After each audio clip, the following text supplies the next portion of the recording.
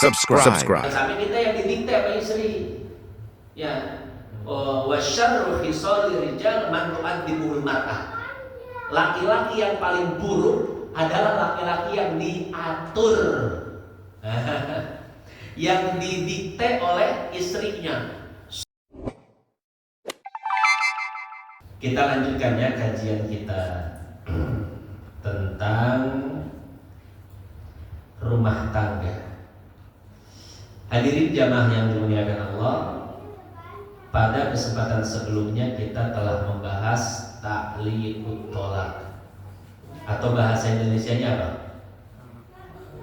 Talak gantung, ya. Jadi talaknya itu digantungkan dengan satu peristiwa atau dengan satu perbuatan, baik perbuatan dirinya ataupun orang lain. Kalau sampai perbuatan itu dilakukan atau peristiwa itu terjadi, maka jatuh talak. Tapi kalau tidak, maka tidak jatuh talak. Ini namanya talak gantung, atau bahasa Arabnya tadi ta'liqut thalaq. Dan para ulama kita mengadopsi permasalahan ini untuk kemaslahatan istri, ya, sehingga jadilah sebuah istilah di kita ini sigot taklik. Jadi sigot taklik itu dibacakan setelah akad nikah.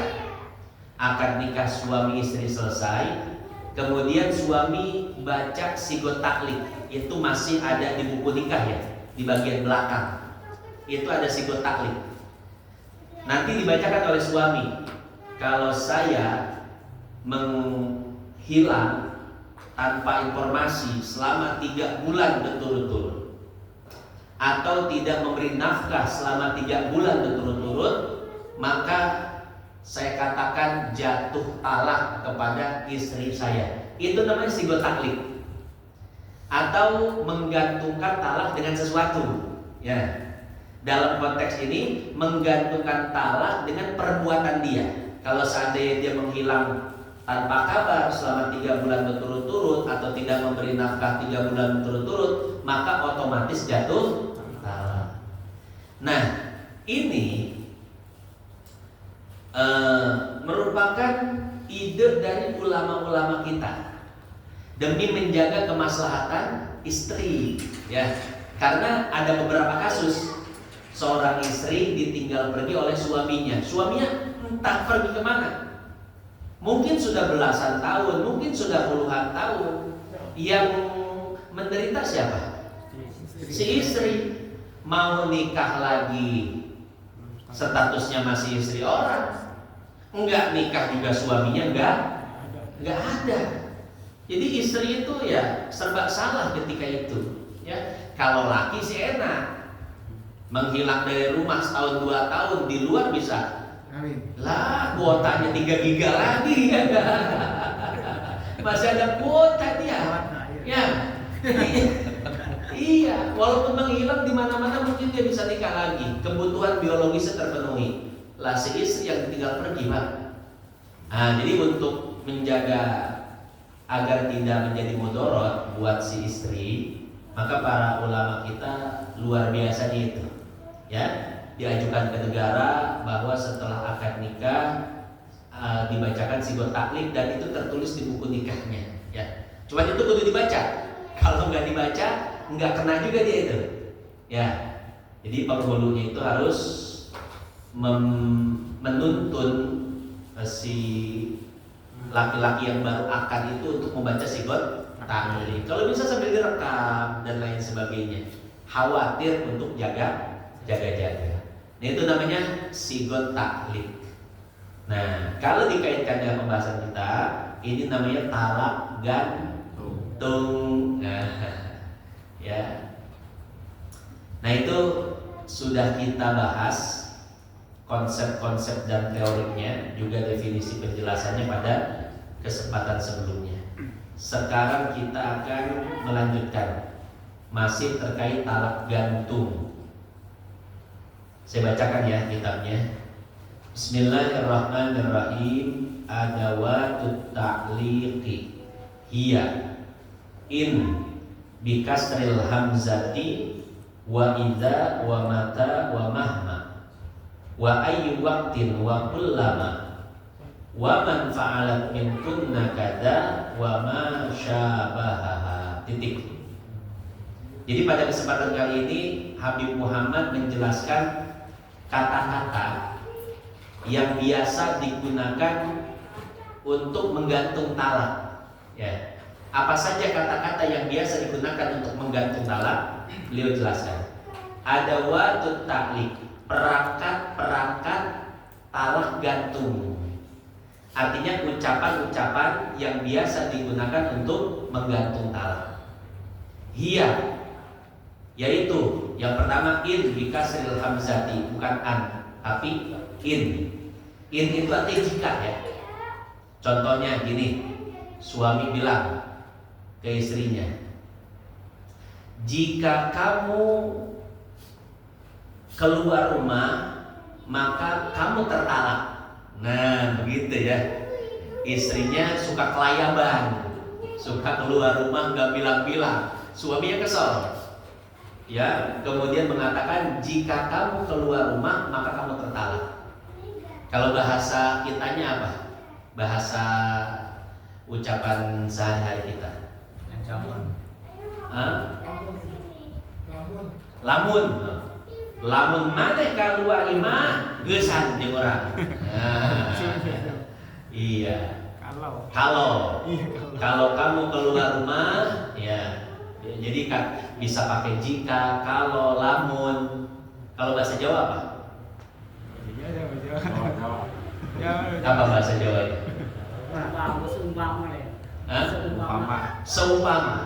Seumpama kowe metu gitu ya.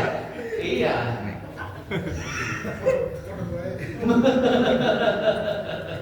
Iya. Wong tua rapi perawan. Iya, Cicorowo.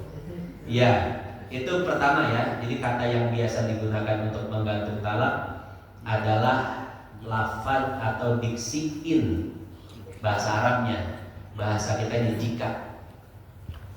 Wa idza, apabila ya, apabila kamu keluar rumah maka kamu tertalak. Sama aja sih sama yang tadi sebetulnya. Cuma nanti dari segi hukum beda ya. Kalau dalam bahasa Arab, kalau dalam bahasa Indonesia nanti sama aja hukumnya. Wa mata, kapanpun. Misalkan kapanpun kamu apa namanya? Kapan saja.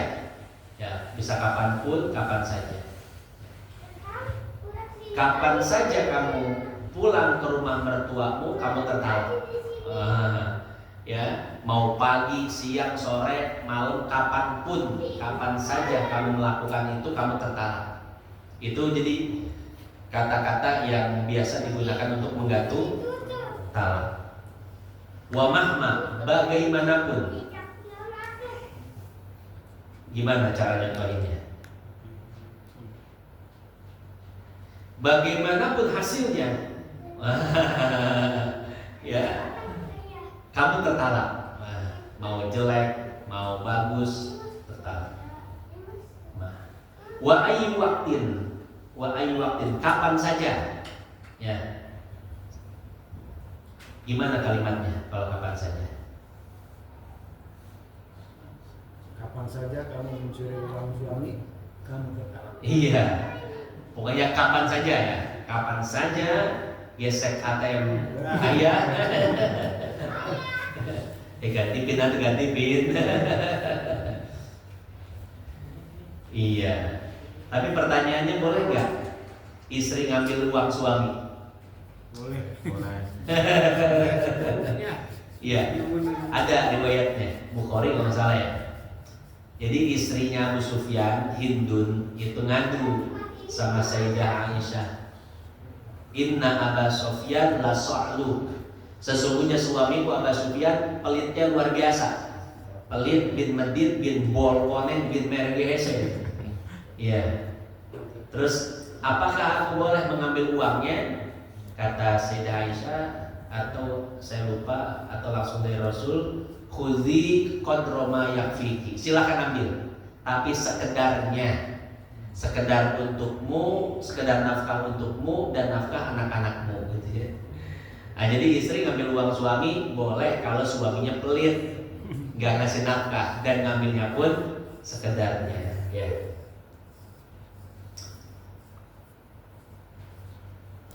Kita kemarin udah bahas tuh salah satu sifat yang harus dimiliki oleh istri.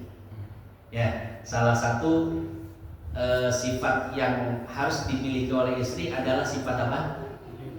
Pelit. Wah, istri kalau pelit itu bisa menjaga harta suaminya. Ya, suaminya cari duit ditaruh di istrinya. Kalau istrinya pelit, aman itu. Ya, aman. Nggak boros. Iya. Jadi dia pelit plus irit lah gitu ya. Nggak boros, mau ngasih orang juga tahan-tahan sama dia. Ya, bagus itu. Cuman dikecualikan kepada orang tua, kepada mertua.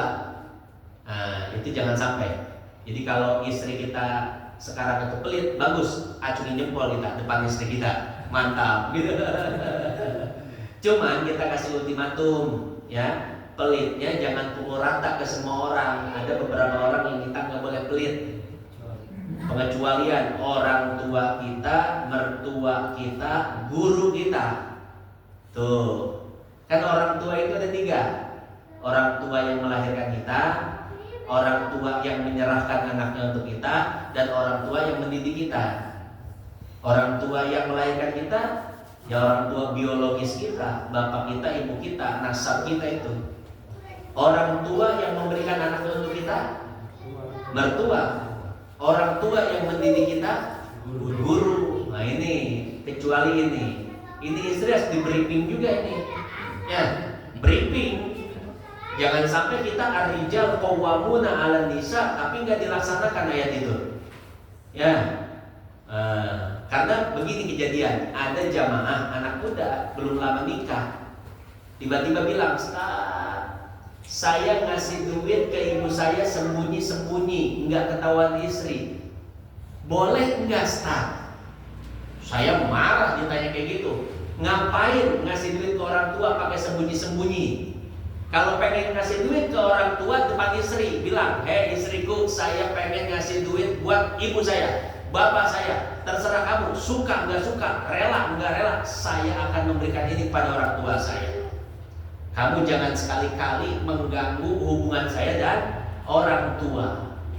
Mereka yang melahirkan saya, membesarkan saya, mendidik saya, ya, mereka sudah lama mengenal saya, kita baru sebentar kenal." Itu harus begitu.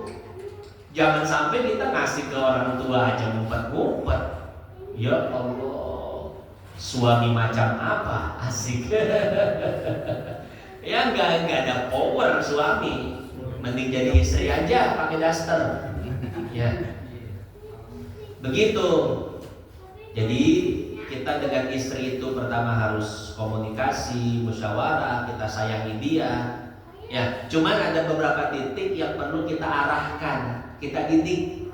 Jangan sampai kita yang didikte sama istri.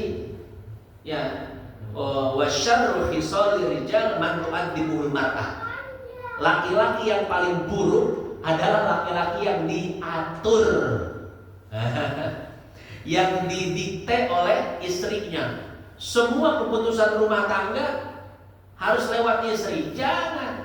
Istri itu tempat kita bermusyawarah, tempat kita tukar pikiran, tempat kita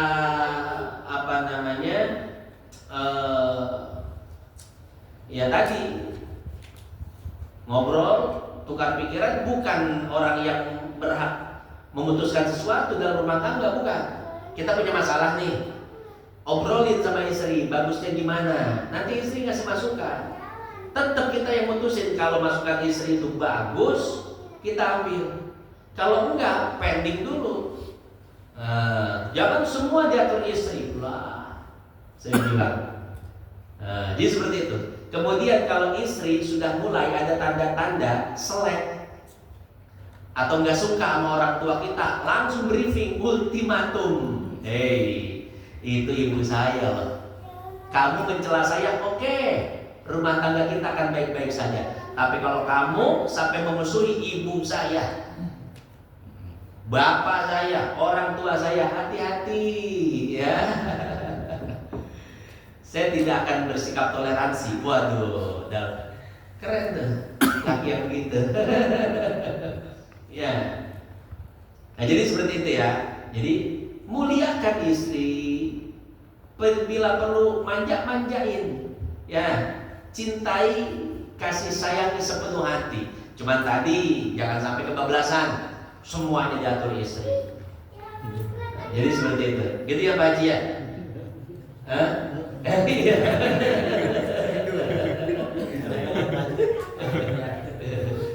Saking menghayatinya Pak Haji.